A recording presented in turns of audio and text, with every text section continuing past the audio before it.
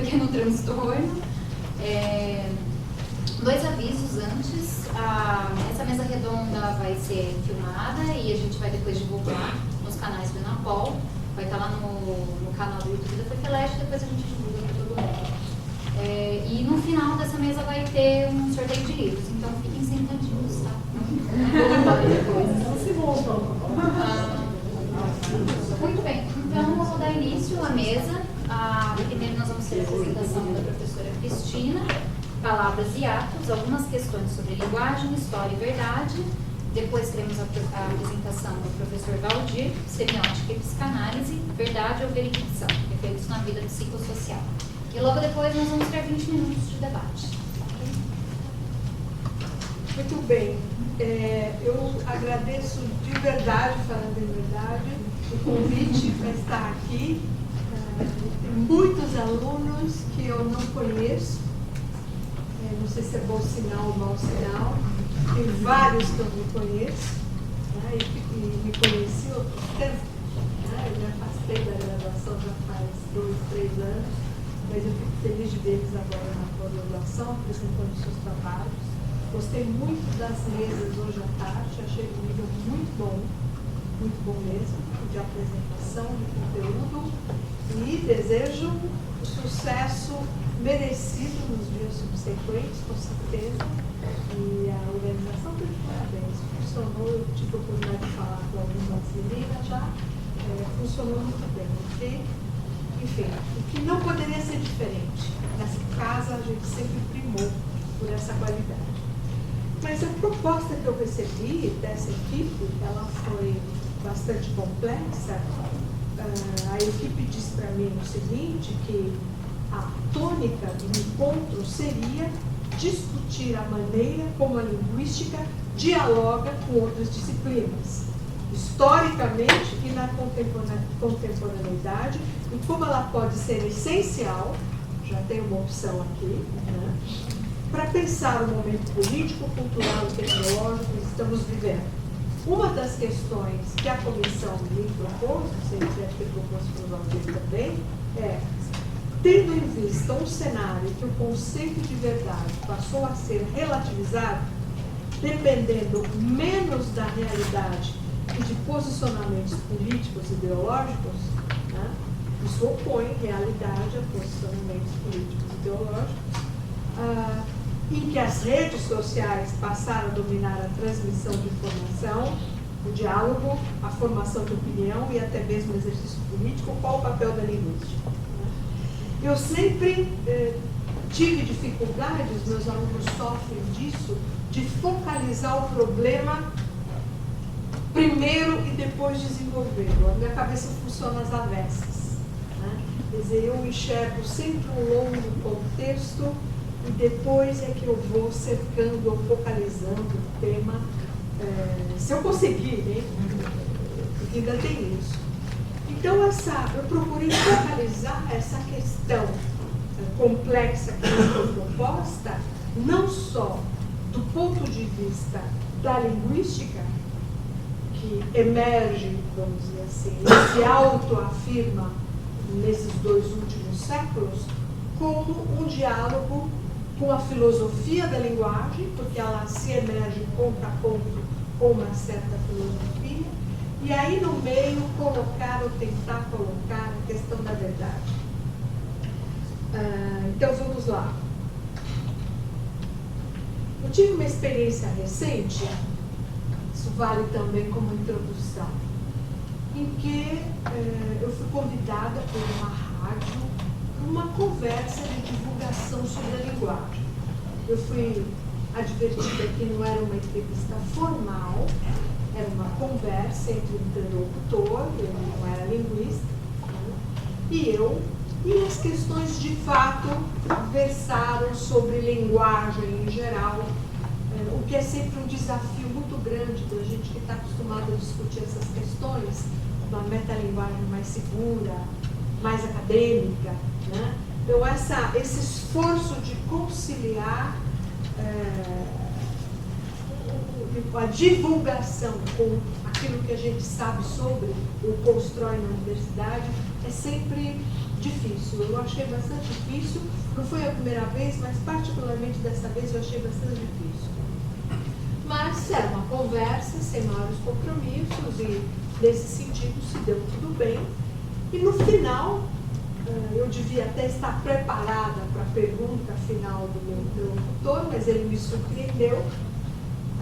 Ele diz, bom, afinal, quem somos nós? O programa se chama Quem Somos Nós. Né? E se eu tivesse feito a lição de casa e assistido outro eu teria me preparado melhor para essa resposta, mas o fato é que eu fui surpreendida. E eu disse no tema, eu tentei uma saída honrosa, eu falei, bom, nós somos aquilo que nós falamos. Nós somos a nossa linguagem, nós nos construímos pela linguagem. Né? Ele me surpreende pela segunda vez quando ele discorda de mim e diz, não, nós não somos o que nós falamos, nós podemos falar qualquer coisa, de mentiras a invenções, nós somos o que nós fazemos. E eu tentando elaborar aquilo, e ele disse, a linguagem não serve para nada, o que vale são as nossas ações. Bom, claro que eu não gostei do que ele falou, tudo bem, eu responderia com Austin em 2 segundos. A surpresa que me incomodou, quer dizer, eu estava diante de um falante culto, que sabia, claro, pela profissão, várias coisas aqui e ali de linguagem e comunicação, e consegue me surpreender separando, vou só ilustrar, para eu mudar isso aqui mais rápido. Vou rolar. Aqui. Ele consegue me surpreender numa equação como essa. Dizer é uma coisa que não tem nada a ver com fazer. E ele usa, então, salvo engano meu, de memória, ele diz inclusive que as palavras não servem para nada. O que vale é o que a pessoa faz. Né? O que vale é a ação da pessoa. Claro que a melhor resposta me vem depois, sempre. Assim que desligaram o microfone, câmera e não sei o quê, eu falei, não. Serve sim. Serve para interpretar a sua ação. Se para produzir, se para modificar, você não precisa da linguagem, entendendo aí a linguagem verbal, para interpretar, seja a sua linguagem verbal, seja a sua ação, você precisa da linguagem, pelo menos da verbal. O Prisciano está aqui? Não. O interpretante pode ser não verbal, claro. Mas enfim, esse é o problema. E foi a partir daqui, isso coincide quase com, eu lembrei tanto de você, Joana. Por causa do que eu vou falar já. Enfim, a provocação do Anacobos, você vai cuidar com o tempo, gente, desculpa, tá? Eu vou mais rápido, para não tomar o tempo do Valdir e assim por diante. O que acontece, vamos dizer assim, no momento teórico? Vai coincidir com uma certa cronologia, mas no momento teórico em que vai emergir uma ciência da linguagem. Né? Bom, a filosofia do século XIX, e eu sigo aqui o Roy Harris, por isso lembrei de você, no texto Wittgenstein, Saussure, eu tenho a referência, enfim. Nesse contexto, vamos chamar de filosófico do século XIX, pensamento e linguagem são duas atividades completamente separadas, tais e quais propostas pelo meu interlocutor. Isso quer dizer que a linguagem é uma atividade com palavras e o pensamento realidade, estou igualando os dois aqui, é uma atividade com ideias. As palavras dependem das ideias, mas não no contrário. O pensamento, nesse contexto, não precisa de palavras. As ideias foram tratadas no lugar de objetos, né? Como se estivessem no lugar de objetos. Propriedades e relações no mundo externo. tal como percebidas essas relações pelos sentidos. Na mente, as ideias que independiam da palavra que as expressasse, ou pudesse vir a expressá-las, elas podiam ser combinadas em proposições, ou afirmativamente ou negativamente. Então, se eu digo João é desonesto, eu formulo um juízo. Eu tenho uma ideia de João, uma ideia de desonesto, eu relaciono isso numa proposição que pode ser expressa em qualquer língua, em qualquer palavra. Porque nesse contexto, que eu estou chamando de filosófico, no momento teórico que vai anteceder o Saussure, ou a ciência da linguagem, tal qual a gente aceita hoje, esses dois mundos estão estanques. O problema aqui, nesse conjunto de ideias, ou nessa epistemologia, se a gente quiser, é até que ponto as palavras que eu uso para representar os meus juízos, as minhas ideias e as relações entre elas, são fiéis a elas. Né? Ou, no termo, como está aqui mais próximo ao Harris, reflexo fiel dos pensamentos correspondentes, ou das operações mentais que as palavras codificam. Essa resposta do século XIX vai ser essa. Nunca. As palavras não são confiáveis. Por duas razões, há duas possibilidades. Nós vamos ver teorias que vão desenvolver essas duas direções. Primeiro, porque haveria, muitas vezes, uma falta de correspondência entre a palavra e a realidade. Isso é, nós temos na língua uma palavra que corresponde a uma coisa que não existe, ou que nós somos erroneamente levados a acreditar que existe pela linguagem. O erro aqui não está entre a palavra e a ideia, mas entre a ideia e a realidade. O exemplo clássico é esse, definir a Terra como plana. A definição da Terra como plana no dicionário está corretíssima. A palavra que representa essa ideia é correta. A misrepresentation está entre a ideia, essa ideia sempre coletiva, e o fato geológico, não sei como dizer isso. Né? Seria a Terra, não é redonda. Mas ouvi dizer que no Brasil tem gente muito bem colocada que diria que a Terra ser plana é a pura verdade.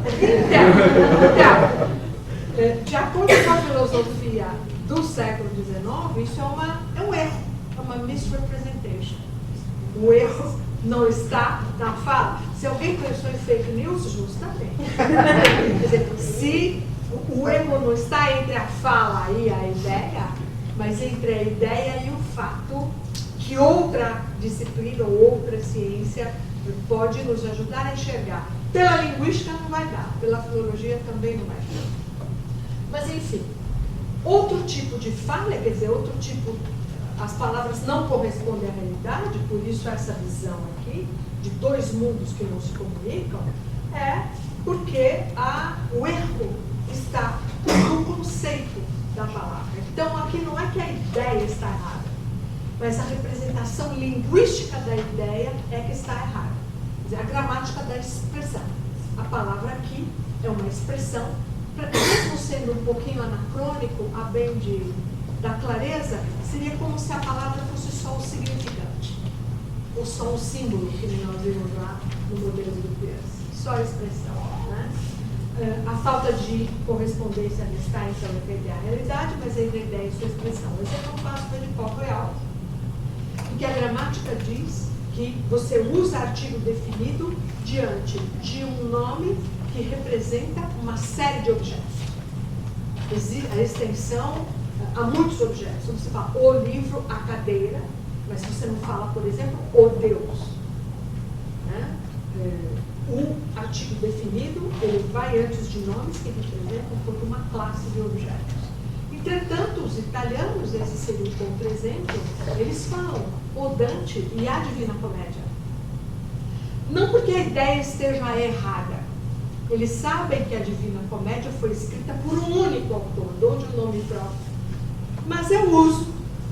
A misrepresentation está no uso. Eles usam o artigo definido também diante de um ser único, de um nome próprio. Então, essa seria a segunda dificuldade das palavras representarem o meu juízo, que é perfeito, no meu palavras.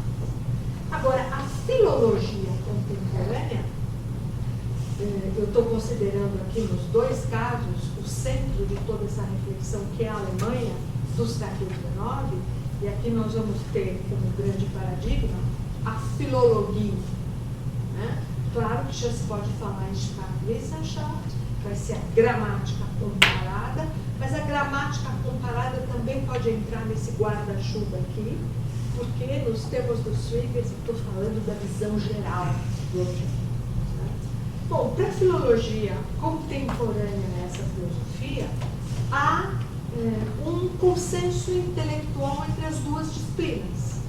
Quer dizer, para a filologia, os fatos linguísticos eles são meramente subprodutos acidentais da evolução cultural. Há um macaco, e a coisa vai, e de repente um macaco X emite um som, esse som é linguagem, esse objeto. As línguas, nesse processo evolutivo, elas estariam a mercê dos acidentes imprevisíveis da mudança fonética. As expressões, e aqui está o desvincular da linguagem do pensamento e realidade, as expressões seguiriam seus próprios caminhos de evolução, que não tinham nada a ver com operações mentais. Consequentemente, também não há para a filologia a correspondência entre linguagem e pensamento. Eu lembrei de você aqui, Cláudia. As homonímias, por exemplo, provam isso. Ou então, o fato, agora isso não é gramático, continuamos certo, o fato de eu poder estabelecer correspondências puramente fonéticas entre línguas que não tinham nada a ver com as outras, mutuamente incompreensíveis. Vejam o latim lá embaixo com o francês. Né? Essa correspondência estabelecia que a expressão, e a expressão fonético-fonológica, no termo da época, isso vai ser fonema ou fonologia, o que a gente entende por fonética hoje. Toda vez que eu tiver essa sequência, C mais A, né, eu vou ter no francês uma semelhante. Então, C mais A, vou ter chien, carros, vou ter cher. Veja, não há correspondência entre a expressão, né, e a realidade, a coisa, a referência. Ora, o problema herdado por Saussure, que vai inaugurar o que a gente considera a moderna ciência da linguagem, é justamente esse.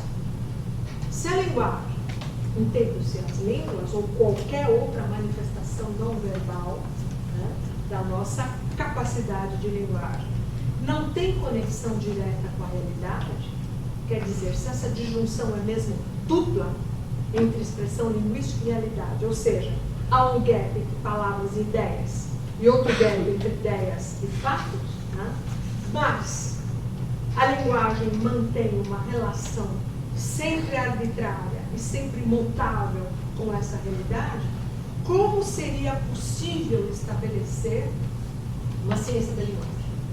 Ou a linguística como forma de investigação científica? Como explicar fenômenos linguísticos, além de somente observar e anotar sua existência? Mais que a pergunta, é a resposta que Saussure dá a esse problema que vai marcar sua originalidade. E o fato de, apesar de estarmos pulverizados em várias disciplinas, todos reconhecemos em Saussure, né, o elo que nos une. Né? E a resposta dele, já conhecida, que eu reproduzo rapidamente aqui, vocês vão se lembrar dos princípios gerais. Ele começa por afirmar que árbor não é árvore. Claro que isso é um outro signo. Mas vamos abstrair junto com ele, né? Afinal, era um recurso didático. Assim como Equus não é o cavalinho da realidade. Né? E agora pensem no contexto do século XIX, o problema e a resposta de Saussure. Ele vai dizer, eu não tenho uma árvore ali, eu tenho um conceito de árvore, eu tenho uma representação semântica da árvore, associada, para associar essa relação também vai ser arbitrária. Né?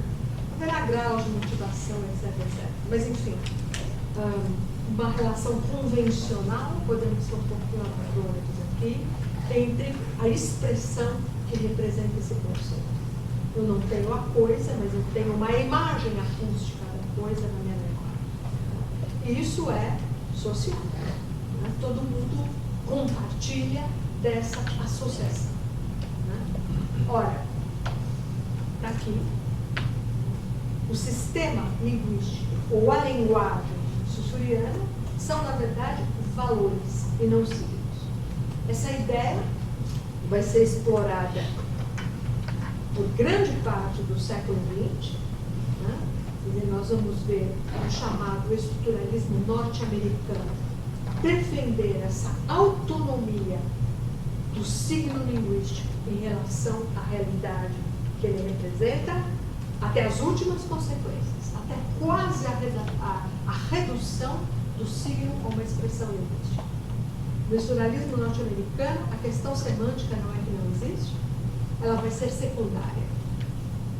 Depois que a linguística explicar as formas enquanto tais, ela poderá dar conta da semântica dessas formas. Já no chamado estruturalismo europeu, né, e aqui eu já vou antecipar o meu viés, eu fui formada nessa escola, é diferente, é muito difícil ver os problemas longe dessa epistemologia, mas enfim, no estruturalismo europeu, a questão semântica se coloca na medida em que Saussure vai desvincular o mundo da linguagem completamente do mundo real. Né? Algumas teorias dentro dessa, que eu estou chamando dessa epistemologia saussuriana, vão levar essa autonomia da língua em relação ao mundo às últimas consequências. Para algumas teorias, o mundo vai ser uma hipótese, a qual eu nunca chego. Tá? Se a gente for colocar a linguística nessa equação, então, vejam, eu tenho uma ciência sobre uma visão do mundo, mas o mundo está bem distante.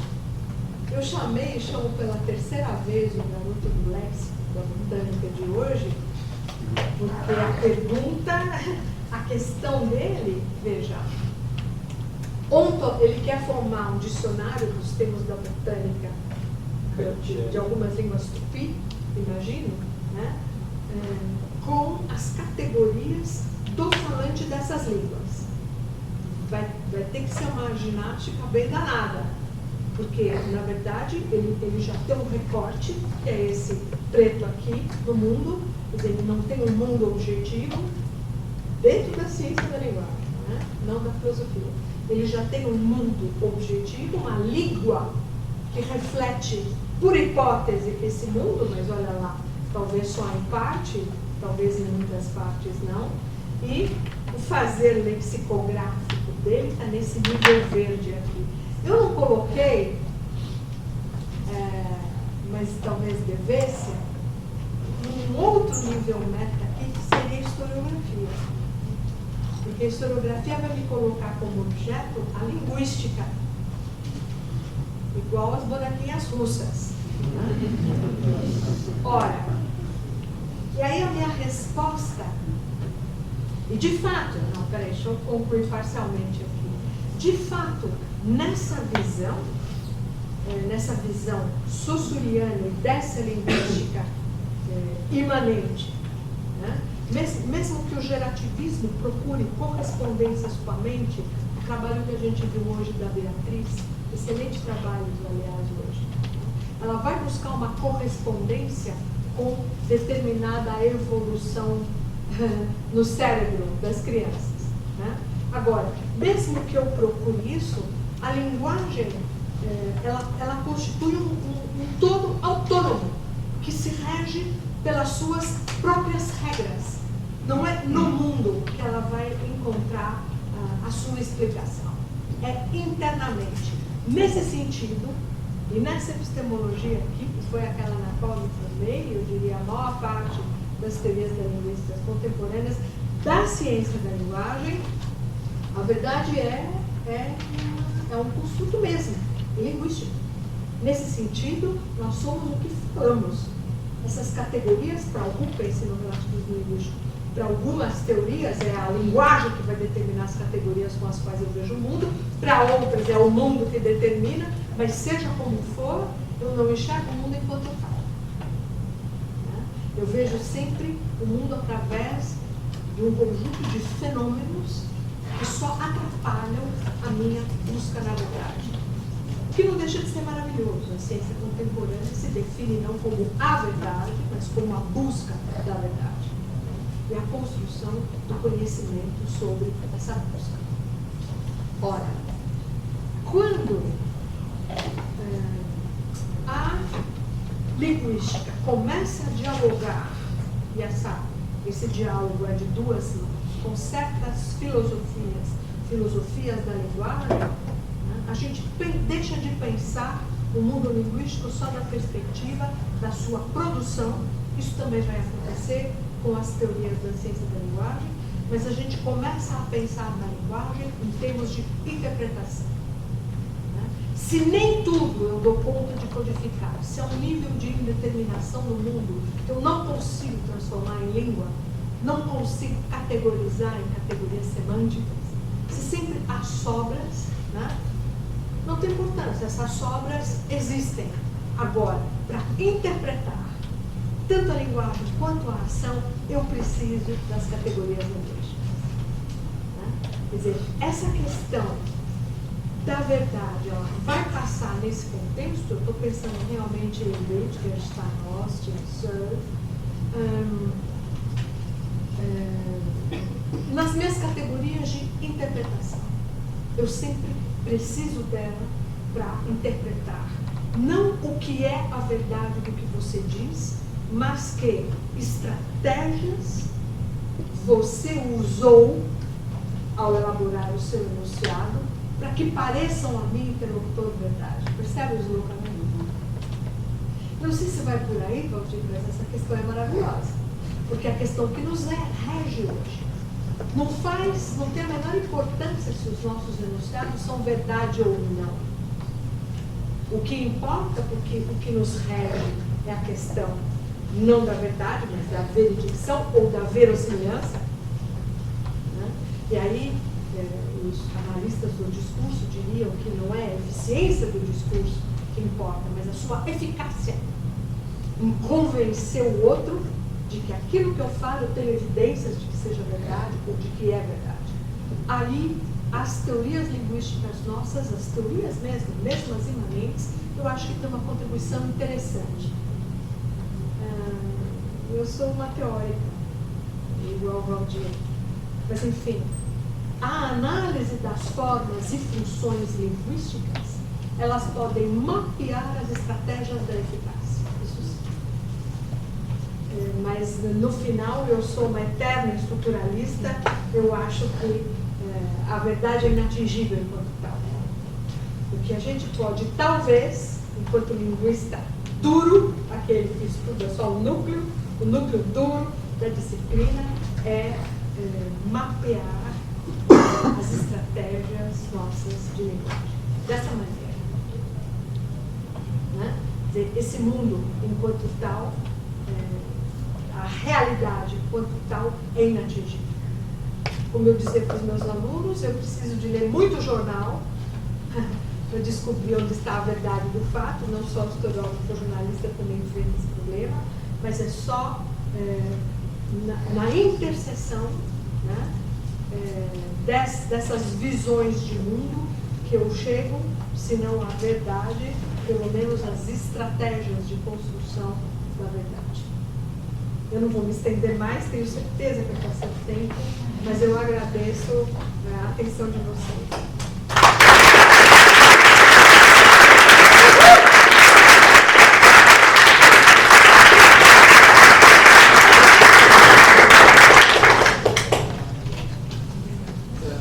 Bom, boa noite a todos. Obrigado pela presença de vocês. mesmo aqueles que não têm a semiótica como sua pesquisa principal, né, e que estão aqui nesse acolhimento coletivo que significa o ENAPOL, essa abertura para outros campos, para outras teorias, para outros pensamentos. E o tema do próprio ENAPOL envolve a questão da interdisciplinaridade, né? Com essa conotação política que a Cris levantou, sobretudo porque ela nos está atingindo duramente nesses últimos meses. Então, por isso que eu dei esse título, talvez extremamente ambicioso, petulante, temerário, né? Que é de me imiscuir na questão dos efeitos da vida psicossocial. Que efeitos há, todos vocês estão sentindo. Então, não precisamos dizer que não acha, né? O difícil é conseguir ter uma boa, digamos, uma interpretação, não que seja boa ou má, mas que nos alivie minimamente, né? Bom, então, eu não vou, tem poucos slides, então eu já vou passá-los todos para depois a gente são dois só. O primeiro é que eu vou tratar de dois conceitos semióticos atuais, que se chama as operações de triagem e de mistura no nascimento e na condução de uma ciência. O que se faz para uma ciência se constituir e o que ela tem que levar em conta depois de constituída.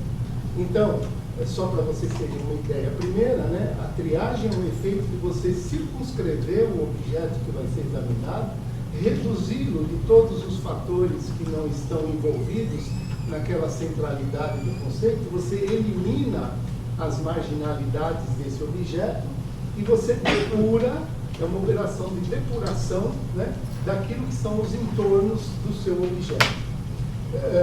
Tendendo, então, a construir uma disciplina homogênea. Por sua vez, a mistura é o gesto operativo de uma ciência em que ela vai incorporando conhecimentos de outras áreas, ela vai acrescentando. Então, aí entra o fenômeno que começa a nos atingir, que é esse fenômeno bem atual no Brasil, sobretudo pelos fomentos da pesquisa, né, que é essa questão da da pluridisciplinaridade, da multidisciplinaridade, da transdisciplinaridade. Ou seja, é o momento em que uma ciência, digamos assim, dá um pouco mais de margem à heterogeneidade. Então, em geral, os gestos triadores se situam no nascimento das ciências. E os gestos misturadores acabam sendo quase que obrigatoriamente no seu caminhar.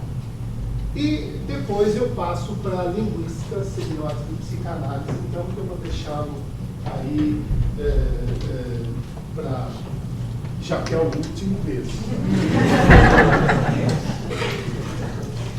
Eu quero que essa minha fala seja tida não como trazer para vocês alguma descoberta ou algum conhecimento novo, nada disso, mas sim dar notícias de lugares onde as coisas possam ser pesquisadas, né? Noticiar, sobretudo para vocês que estão fazendo mestrado e doutorado,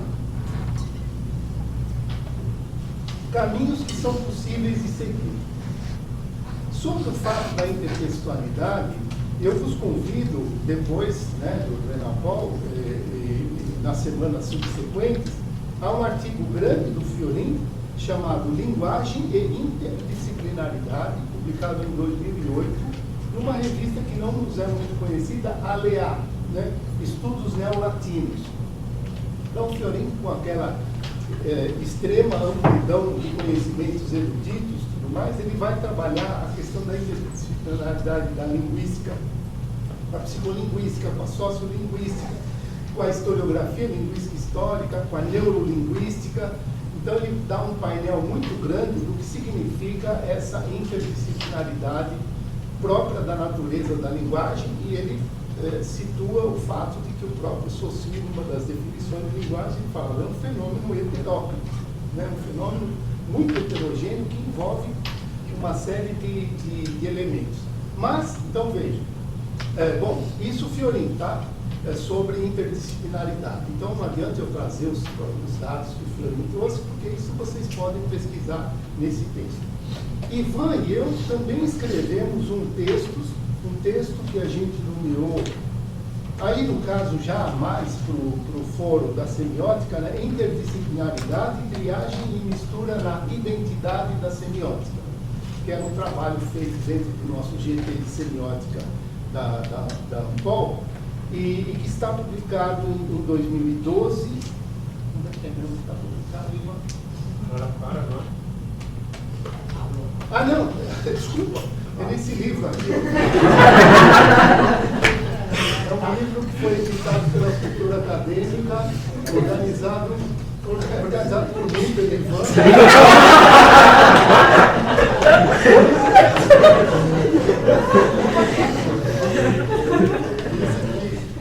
Eu não sei se alguém já ouviu essa piada várias vezes, mas há uma piada sobre o avanço da idade, né, para não dizer isso, que para mim ela é a melhor piada do mundo sobre a idade. Então, é o senhor de idade, velho, que diz assim: quando a gente envelhece, a gente tem dois grandes problemas, dois grandíssimos problemas quando a gente envelhece. O primeiro é a perda da memória. O segundo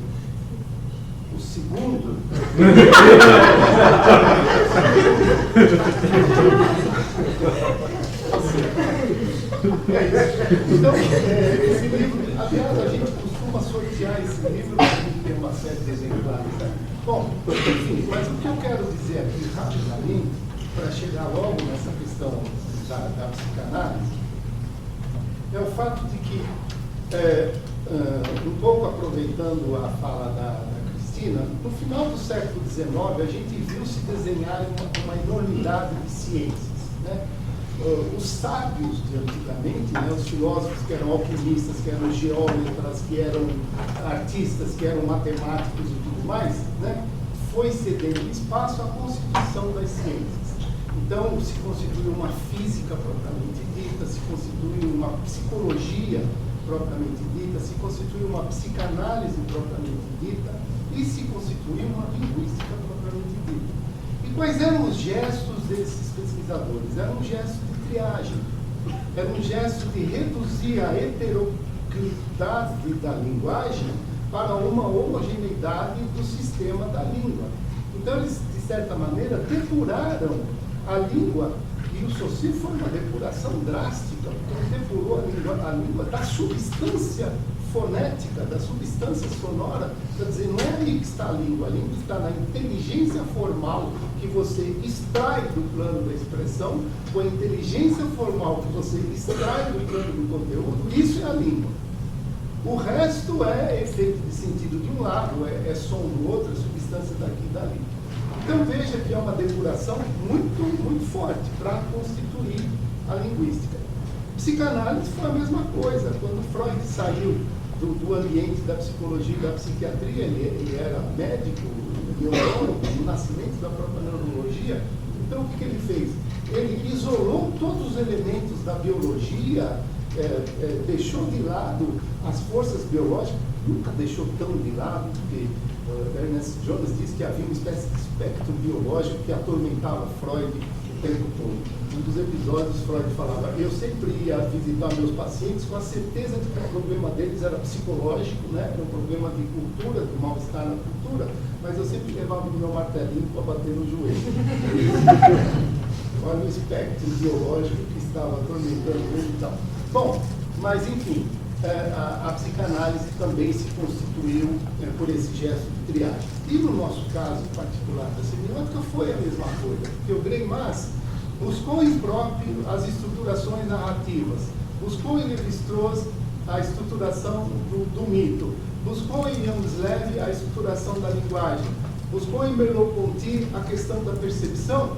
Ele pegou todas essas heranças e foi, vamos dizer, depurando os elementos que estavam prejudicando até constituir a sua própria metalinguagem, seu próprio método, até constituir a semiótica. Bom, então esse é o gesto triador de nascimento de uma ciência.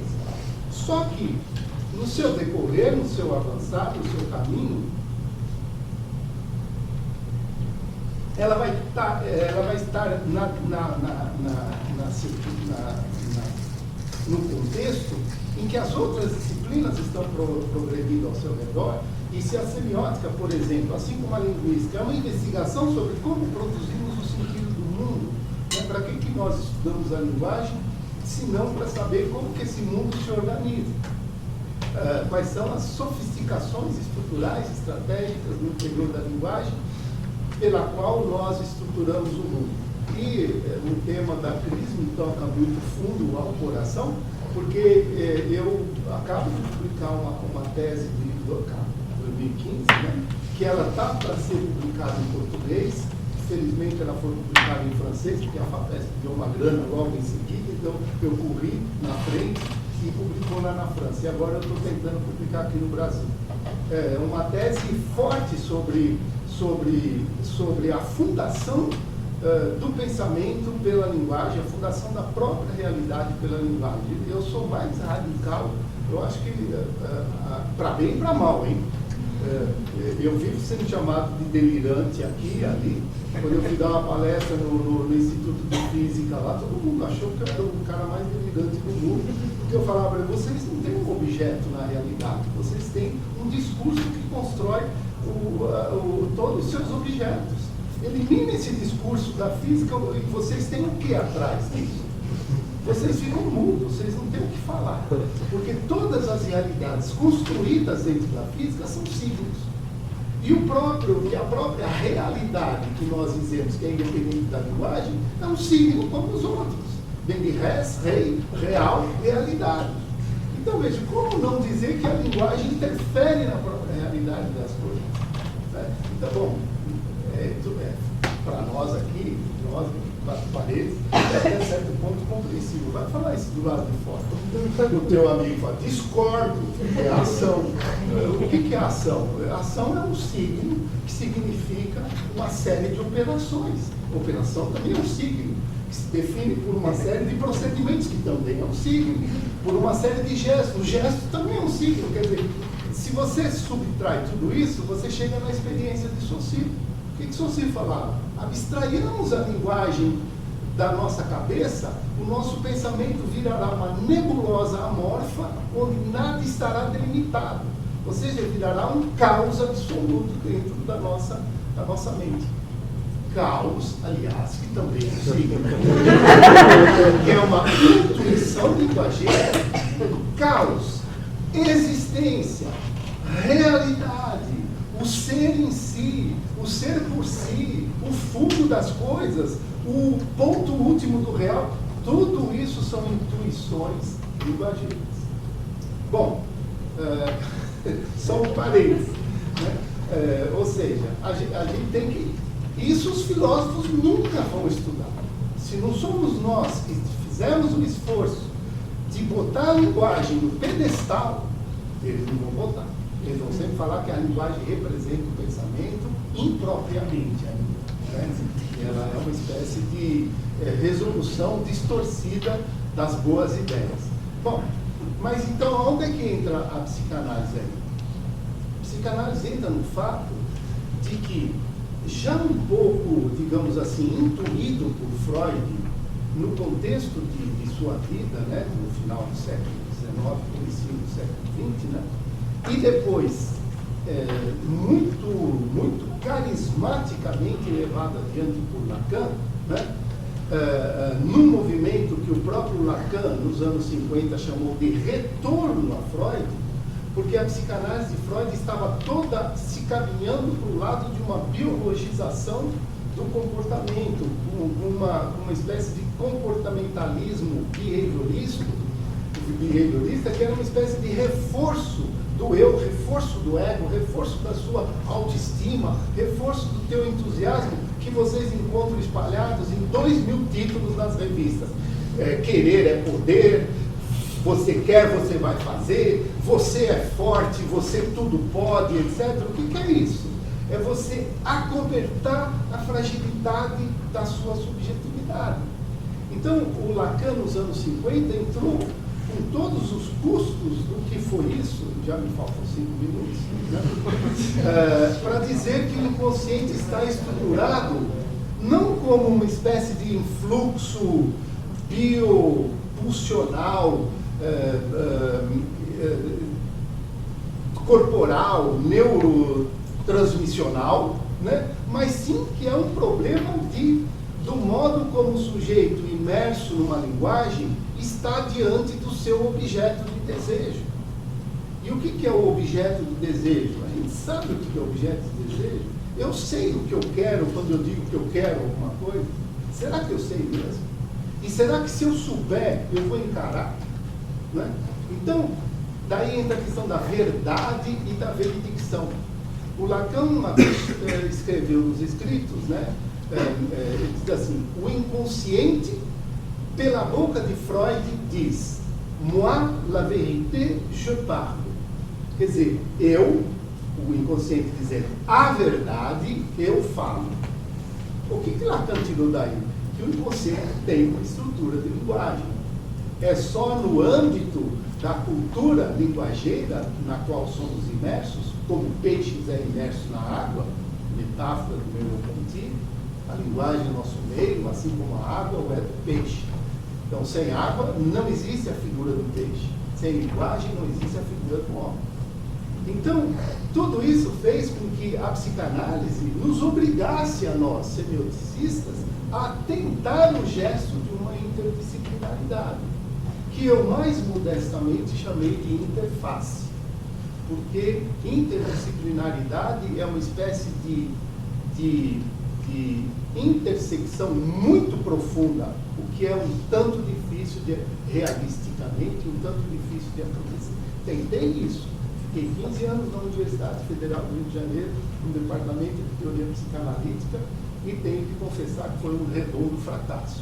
Porque simplesmente são 2 discursos por umas coisas que eu levaria meses num curso para explanar para vocês, e que em 2 minutos, obviamente, não dá. Então, eu vos convido a pensar seriamente quando Lacan fala, que também frase do Lacan, o inconsciente não deixa nenhuma de nossas ações fora do seu âmbito. Tá? E a ação, né? A ação, o fazer, etc. E a gente esquece que o inconsciente não deixa nenhuma de nossas ações fora. Ou seja, nós jamais agimos por uma verdade intrínseca da nossa subjetividade. A gente representa papéis egóicos perante a sociedade. E esses papéis heróicos exigem que a gente desesperadamente encontre estratégias de veredicção, e não de verdade, de convencer o outro para que ele entenda um efeito de sentido de verdadeiro para aquilo que a gente fala. E aí vem toda essa série de fake news, de invenções de situação. Por quê?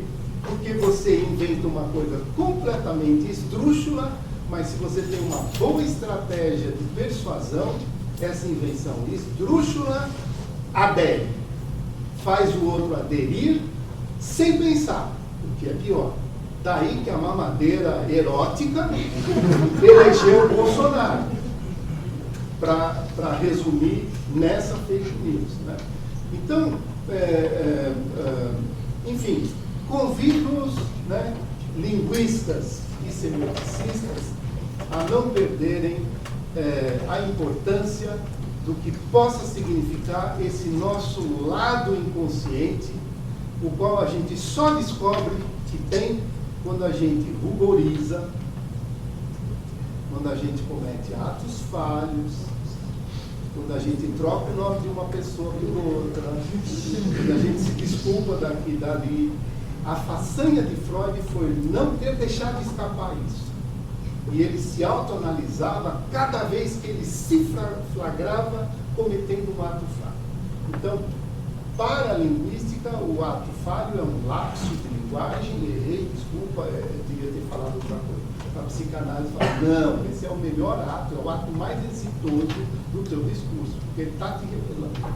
Daí vem os conceitos de deslocamento, transferência, enfim, uma série de fenomenologias do inconsciente que a psicanálise nos apresentou, que nos obriga ao esforço de uma interface, de ver o outro lado, para tentar, enfim, fazer com que as nossas disciplinas, no caso a semiótica e a linguística, veja, Lacan não sabia nada de semiótica, nem havia naquela época ainda.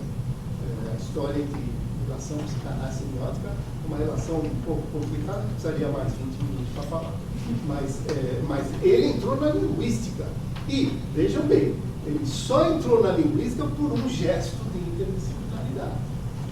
Se ele tivesse se mantido no gesto da triagem, a psicanálise ficaria um grupelho dogmático, cercado do modo como já estava. Né? O próprio Lacan tem um texto forte sobre a extraterritorialidade da psicanálise. A psicanálise se isolou num acantonamento e ele abriu a psicanálise ao diálogo. E no seu primeiro número da revista Psicanálise, né, que ele criou em 1956, ele convidou Emile Benveniste para escrever um texto maravilhoso do Emile Benveniste. Depois o Lacan discordou do Benveniste, mas já foi um belo passo. Okay? Bom, gente, olha, nesses 20 minutos é o que eu pude fazer, é o que eu pude dizer. Obrigado.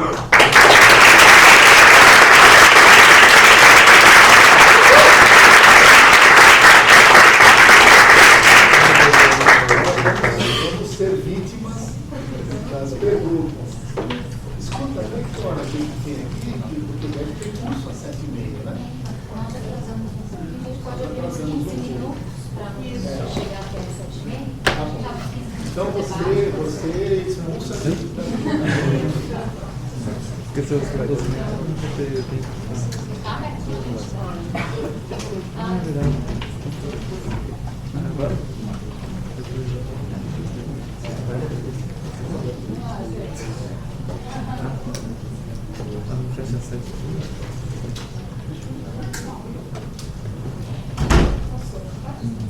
Eu queria agradecer a comissão pela presença de vocês. E eu queria fazer uma pergunta para os dois. Talvez seja uma pergunta um pouco ingênua, mas dentro dessa nossa visão de mundo,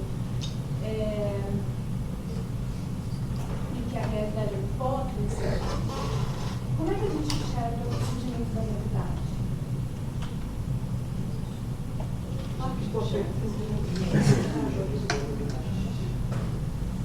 Novidade, dá um exemplo de novidade. Não sei, me parece, por exemplo, os desenvolvimentos tecnológicos, surgem novas palavras, novos termos toda hora. E a impressão que a gente tem, e por isso que talvez seja um pouco ingênua, é que essas novas palavras são ligadas para coisas que existem. Para coisas, e aí a gente cria novas palavras, novos termos, novas expressões para dar conta de um mundo que muda o tempo todo. E não sei contar, quer dizer, as coisas não surgem a partir da qual. Então, Valdir, quer começar? Primeiro, uma parte do que seria uma língua natural faz isso mesmo, né? Quer dizer, ou porque surge uma coisa nova, ex nihilo, do nada, então você cria um termo que designe aquela coisa, ou então você empresta, né? Então, mesmo que você possa criar um termo, você empresta de alguma outra língua e aquele novo artefato surgiu. Mas não é só um artefato, quer dizer, você pode ver relações diferentes, sentimentos diferentes, que a gente poderia chamar de psicofatos, sociofatos, artefatos, ou fatos concretos, etc. normalmente é o léxico que é mais sensível a isso. Agora, o léxico, ele está na franja, vamos dizer assim, do sistema linguístico. Por isso mesmo ele é permeável a essas novidades. Ele vai se ampliar, tanto que ele é um subsistema aberto, embora finito, ele é aberto. Né? Agora, o que a gente considera, o que as teorias da ciência da linguagem têm considerado definidor de uma língua natural são as relações entre as formas. Então, essas aí, elas são bem mais impermeáveis, né, às alterações que se dá nesse seu mundo real do que o léxico. Agora, a nossa experiência, o que é dado, é que elas também mudam, mais lentamente, etc, etc. Aí a gente tem a lição socioliana de que isso é uma ordem de fatos e em sincronia você tem outra ordem de fatos. Então a novidade, ela aparece aí. O que a sua pergunta me ensejou, e aí realmente eu não sei responder, é como é que você cria no mundo, do nada, estou imaginando que não há nenhuma experiência prévia. Por exemplo, eu chego em Marte. Quer dizer, sem dúvida alguma, isso eu sei responder. Eu vou ver o mundo com as mesmas categorias da Terra, de falante, de português do Brasil, sem dúvida alguma. Agora, se eu consigo, na Terra, como é que eu consigo criar alguma coisa nova? Dentro da minha visão estruturalista, eu não consigo. Eu remotivo criações que eu já fiz, mas do nada não sai. Do nada. Você é tão estruturalista pequeno. Eu não sei se o que eu vou dizer responde ao que você está pensando. Eu vou reformular a sua questão no seguinte sentido. E as coisas que existem que não foram descobertas ainda? Por exemplo, a concepção adâmica do mundo, né? Adão deu nome às coisas. Certamente ele não podia dar nome a vírus, às bactérias. Né? Então Adão não criou o mundo. Temos a primeira expressão. Bom, mas veja bem. Então, digamos, dinossauro. Né? Dinossauro. Claro que o dinossauro existiu há milhões de anos, muito antes da presença do homem na Terra e muitíssimo antes da presença da linguagem do homem. Então, que diabo que o dinossauro tem a ver com a linguagem? Ora, o que eu posso dizer de um dinossauro se não houve um discurso científico que lhe deu esse nome? Se eu abstrair esse nome do dinossauro, eu vou ter o quê? Aí então começa a regressão. Eu vou ter um animal. Bom, animal é um hiperônimo do dinossauro. Eu vou ter o quê? Não, eu tiro o animal. Então eu vou ter uma coisa. Bom, mas coisa é um hiperônimo de animal e tudo mais.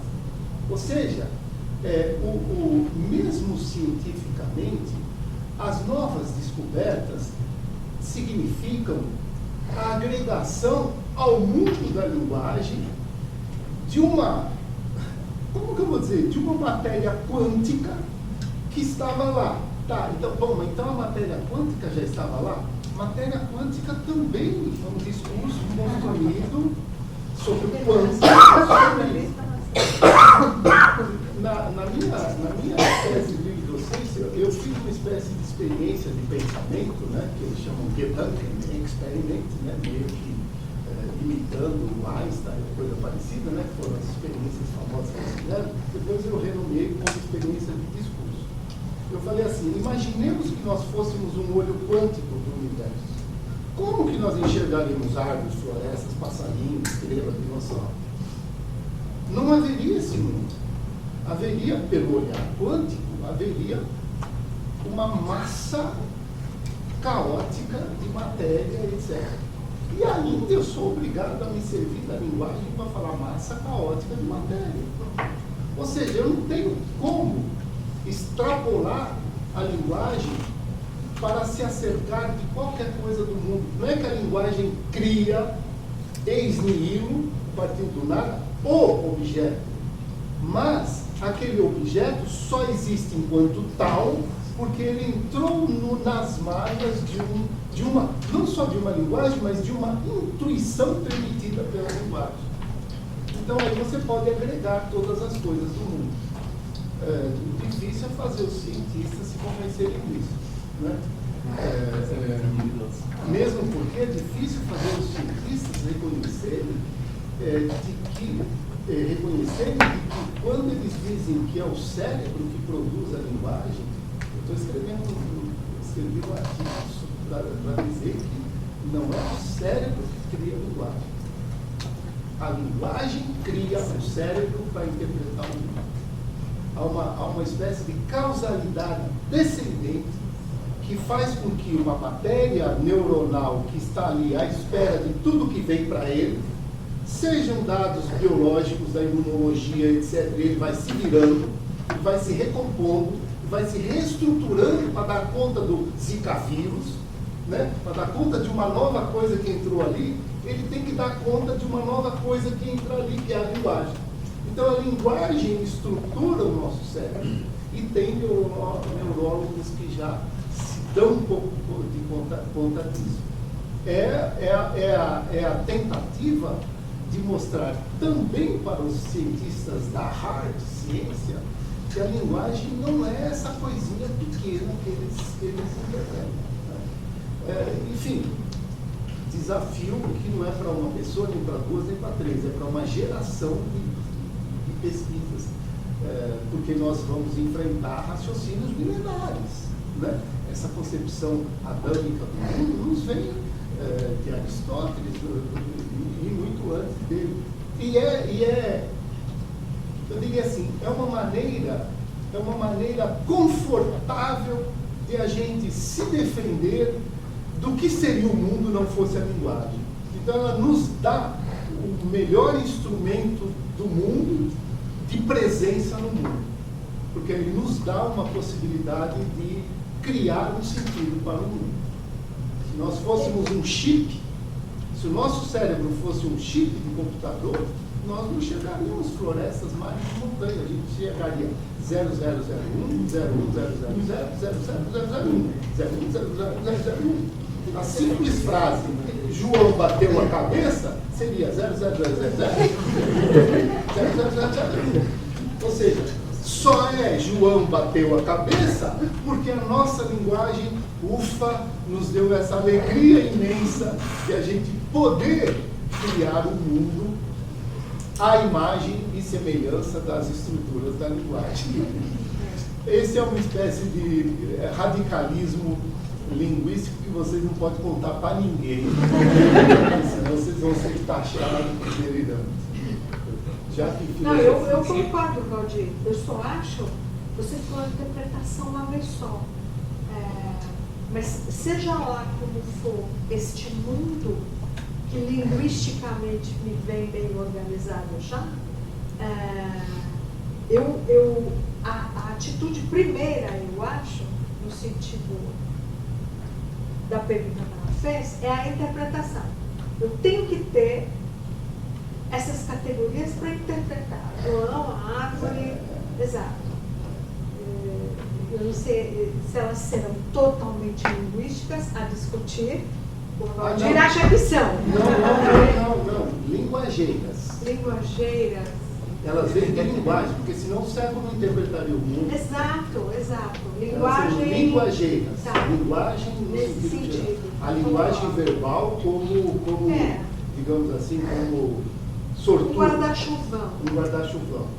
Mas não exclusividade. Não exclusivamente. Não é a tese de Sapir-Whorf. Não é.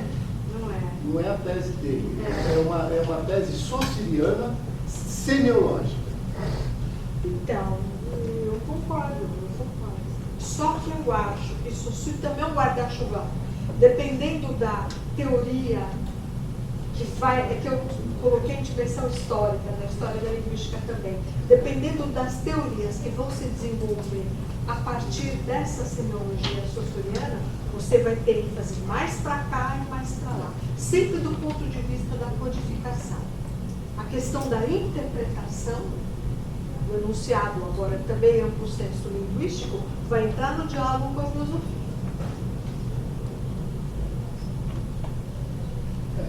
Temos tempo, um pouquinho.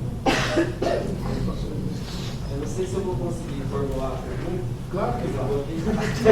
A resposta é que você quer. A resposta é que Eu vou tentar separar para ficar mais fácil. Acho que com a professora Cristina, que eu já tenho enchido o saco dela há algum tempo, acho que volta para mim de novo como é que fica a posição do historiador em relação à verdade. A gente sabe que nenhum trabalho nosso vai contar a verdade única e exclusiva, mas a gente tenta, de toda forma, criar um produto que presumivelmente aconteceu. Né, que tenha uma certa consistência, pelo menos, com a documentação que a gente analisa. Eu acho que eu fico... o livro que a senhora não colocou lá no slide, acho que eu queria ouvir aqui. E, professor Valdir, até aproveitando um ato falho lá no final, que o senhor foi falar, nós criamos papéis egóicos, e falou, nós criamos papéis heróicos.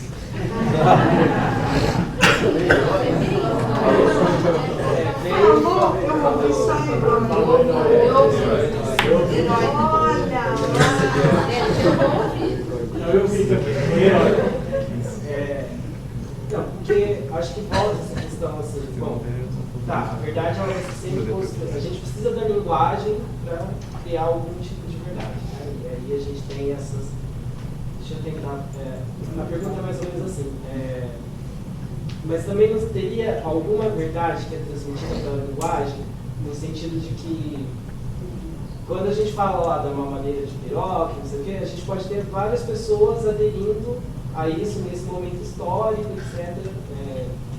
Mas eu espero, né, que também a linguagem que proporciona alguma coisa da ordem que não seria só da aderência, que seria de uma transmissão, né, pensando no que eu sei de psicanálise. Então, também não é... E aí, por isso que eu falo, a gente está sempre representando alguém, mas alguma coisa, se a gente conseguir sustentar assim, esse papel do herói, a gente corre o risco de transmitir alguma coisa que não vai ser verdade para mim, vai ser para a próxima geração. É uma questão de interpretação. Agora, então, em historiografia é muito fácil a coisa. Embora a gente enfrenta a visão mesmo entre linguistas, a gente enfrenta a visão da linguagem como nomenclatura, para resumir, que era a visão do século XIX, também é assim. O exemplo que eu costumo dar é o do meu primeiro livro, a Linguística no Brasil, a pesquisa linguística no Brasil. Como era uma historiografia contemporânea, era muito comum ao apresentar o trabalho que os agentes da minha historiografia estivessem presentes. Né? Para mim é honra, aliás. E muitos deles, ou pelo menos alguns deles, levantavam a mão e falavam, Cristina, eu estive lá. Não era assim que você está falando. Né? Quer dizer, um testemunho. Então, aquele que vê o fato, nós sabemos disso. Ele inevitavelmente recorta isso, hierarquiza diferente. Né? Esse papel egóico. Não, fui eu que criei tal associação. Não foi fulano, não foi. Quer dizer, a gente é cobrado daquela visão. Mas se você pretende uma historiografia, não é a sua visão, a minha ou a dela. A gente tem um método, a gente triangula fontes independentes. Vamos jornalista de novo. Tem que ler muito jornal, mas nunca, por esse método, pela historiografia, você chega à verdade. Quer dizer, você triangula e encontra uma certa interseção nessas visões, dos testemunhos, por exemplo, de outros fatos independentes, e aí você presume que aquilo aconteceu, tomando aquilo aconteceu como a verdade do que aconteceu. né? Quer dizer, é preciso ter consciência também em historiografia que essa verdade, ela vem filtrada para nós, vamos dizer, por uma linguagem, que o Valdir está chamando de linguageiro. Ela vem filtrada por uma seleção de coisas, uma hierarquização de coisas e uma interpretação, isso aí, de coisas. Né? Não é o fato, mas é tudo isso daquele fato. E o historiógrafo precisa comparar, ver, verificar, presumir que aquele ponto de interseção talvez tenha acontecido. Talvez. Valdir, a personalidade egóica, heróica. Não sei se eu vou responder ou se eu entendi bem a sua questão. O ato falho, se houve, está havido. Mas eu diria assim, é porque eu vinha nessa balada do ego inflado americano, né? O americanista, ele é o herói por excelência o tempo todo. Agora, a ideia de herói é uma ideia cara para a semiótica também, porque é o sujeito da narrativa, né? Todos nós, na nossa vida, queremos ser o herói da nossa vida, né? É difícil alguém querer ser o cavalo dos outros, né? Eu quero ser o herói da minha vida, pelo menos da minha, né? Então, talvez daí o egóico, o herói tenha vindo daí. Mas o que eu queria acentuar, e mais importante para nós, pesquisadores, é o fato de que ficarmos um pouco atentos à psicanálise seria conceder ao nosso espaço de estudo sobre a enunciação aquela enunciação que não é enunciada. Eu diria assim, aquela enunciação que é denunciada a partir do não enunciado, a partir de uma estratégia que meio que sutilmente vai acobertando um outro fio enunciativo que estaria ali, que seria o fio mais inconsciente, mais desejante. Agora, não significa que isso é passível de ser observado em qualquer discurso. É difícil, por exemplo, vou ler Grande Sertão Veredas, eu não vou conseguir descobrir o inconsciente do Riobaldo, do Diadorim ali, né? Mas a psicanálise tem um discurso sutil que é diferenciado, que é o discurso em ato, quer dizer, o discurso de uma sessão analítica. Então, já é um outro problema. E não é o discurso conversacional, porque existe toda uma linguística conversacional de turnos, etc. Ali não tem turno.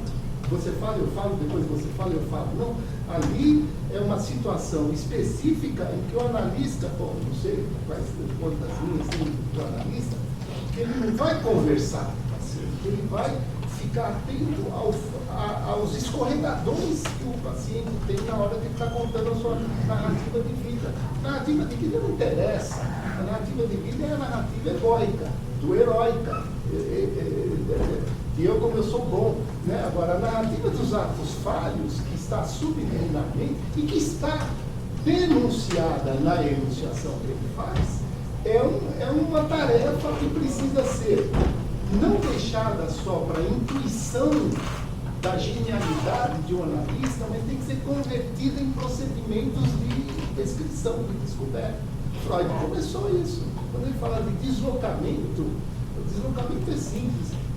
Teve até um dia uma publicidade que eu vi na televisão que era assim: doutor, essa plástica aí custa quanto?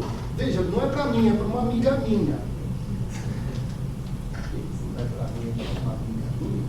Isso é um mero deslocamento, né? Quer dizer, uma debreagem enunciva, né? Que a gente chama em semiótica. Jogou para um ele aquilo que era do meu.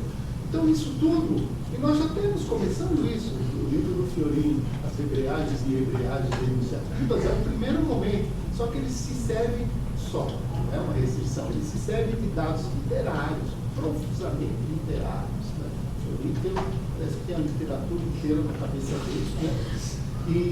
Mas isso seria interessante entrar nos discursos simples de fala de paciente e tudo mais, para a gente ver a sutileza do que ocorre nessas enunciações específicas do campo da psicanálise, para conhecimento da riqueza das estruturas de linguagem.